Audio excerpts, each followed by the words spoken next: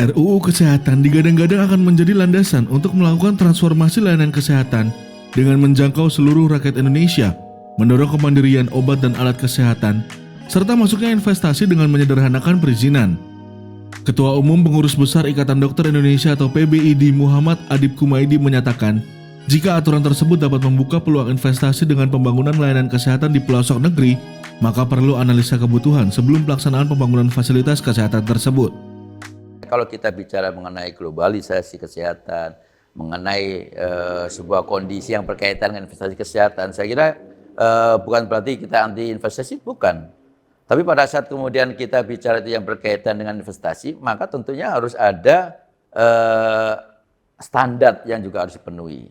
Harus ada analisa yang tadi kebutuhan, apa betul sekarang di dalam satu wilayah daerah itu masih butuh rumah sakit, masih butuh dokter, sehingga akhirnya dijadikan justifikasi, artinya pembukaan rumah sakit, bahkan dijustifikasi untuk perlunya dokter asing masuk. Nah, ini yang saya kira perlu untuk kemudian harus ada perhatian terkait dengan hal ini gitu loh.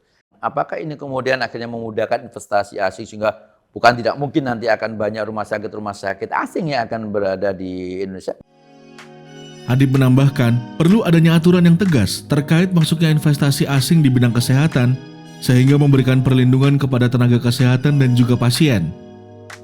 Tapi pada satu sisi sekarang kalau dengan membuka peluang itu yang berkaitan dengan kemungkinan investasi asing, maka tentunya harus ada aturan-aturan yang lebih tegas terkait dengan hal ini. Bukan berarti kita melarang, bukan gitu loh.